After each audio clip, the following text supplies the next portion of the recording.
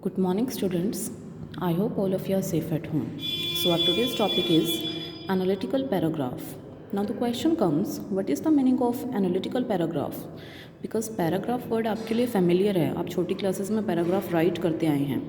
But analytical paragraph is a new term for you. Analytical paragraph को समझने के लिए एनालिसिस के मीनिंग को समझना ज़रूरी है. So let's read.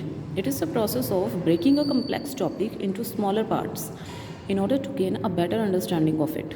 यानी ये एक ऐसा प्रोसेस है जिसमें किसी कम्प्लेक्स टॉपिक को उसके स्मॉलर पार्ट्स में डिवाइड किया जाता है ताकि उसको अच्छे तरीके से अंडरस्टैंड किया जा सके.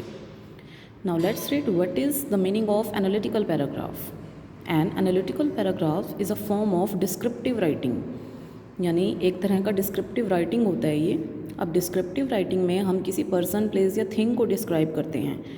But in analytical paragraph you will describe chart, graph, data and table. Clear? The analytical paragraph has to be written in around 100 to 120 words. यानी एनालिटिकल पैराग्राफ को राइट करने की एक वर्ड लिमिट है जो कि है 100 to 120 वर्ड्स. इन्हीं वर्ड लिमिट में आपने अपने चार्ट को, अपने ग्राफ को, अपने डेटा को, जो भी गिवन होगा उसको आपने डिस्क्राइब करना है. So it must be written in clear and crisp language along with providing complete detail of the chart given in the question. आपने इसको काफ़ी क्लियर लैंग्वेज में, क्रिस्प लैंग्वेज में, क्रिस्प यानी कि इफेक्टिव लैंग्वेज में लिखना है. और उसमें क्वेश्चन में जो भी आपको डिटेल गिवन है वो सारी की सारी डिटेल आपने उसको कवर करते हुए लिखना है. कोई भी पॉइंट मिस नहीं होना चाहिए. So there are some points which you need to remember while writing analytical paragraph. Let's read. It describes the given chart, table, data, graph, cues, etc. अब आपको ये तो पता चल गया एनालिटिकल पैराग्राफ होता क्या है. इसमें आपको किसी भी चार्ट, टेबल, कोई भी डेटा गिवन है, ग्राफ, उसको आपने डिस्क्राइब करना है in your own words. It should be brief and comprehensive at the same time. यानी ये थोड़ा ब्रीफ में होना चाहिए, आपने ज़्यादा डिटेल्ड मैनर में नहीं लिखना है इसको. And comprehensive. Comprehensive means include complete information. Brief लिखने के चक्कर में किसी पॉइंट को आपने मिस नहीं करना. इंक्लूड कंप्लीट इन्फॉर्मेशन, कॉम्प्रिहेंसिव होना चाहिए.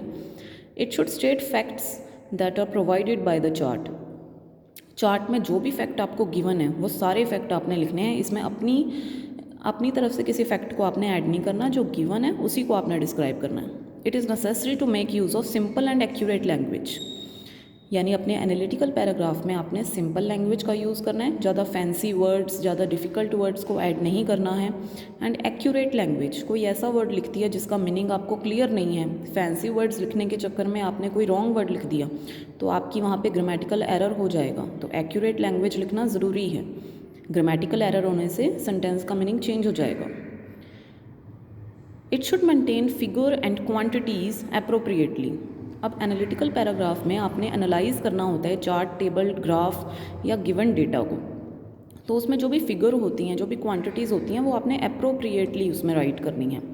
सपोज़ करो आपको वहाँ पे गिवन होगा 7.2% एंड आप उसका आइडिया ना लगा के आप उसको 6% लिख देते हो, तो ये एक रॉन्ग मेज़रमेंट है.